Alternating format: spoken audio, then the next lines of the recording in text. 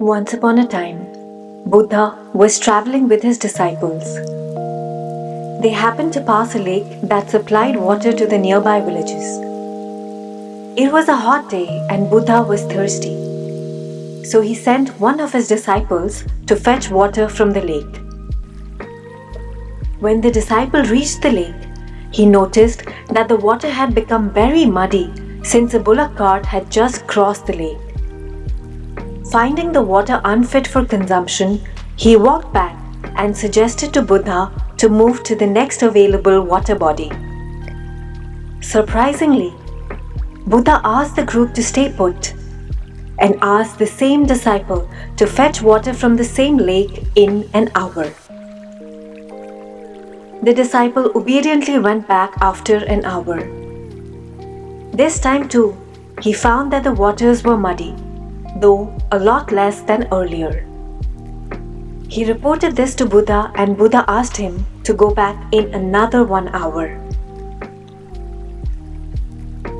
The third time, the disciple found that the mud had settled down and the water was clear enough to be used for drinking. He collected some water in a pot and gave it to Buddha. Buddha looked at the water and asked, "How did you solve the challenge of cleaning the muddy water?" "I did nothing," said the disciple. "I just let it be, and with time, the mud settled down on its own and I got clear water." To this, the Buddha said, "You know, our minds work in exactly the same way. A disturbed mind is the same as the muddy waters. To solve the problem of a disturbed mind, you should do nothing. Just let it be. With time, the disturbances will settle down on their own and you will get clear and a calm mind." And thus you see, the process of calming the mind is effortless.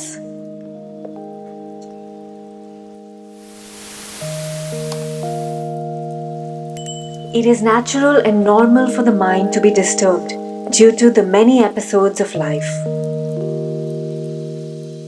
But reacting to a disturbed mind is like throwing stones in muddy waters.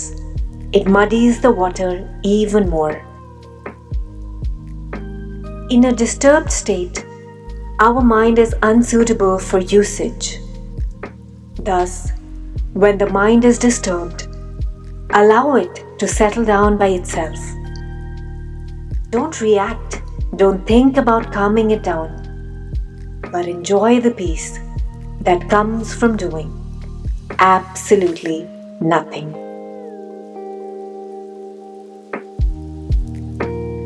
Thanks for watching. And if you find inspiration in wise words and stories, please subscribe to my channel for more and stay simply wise.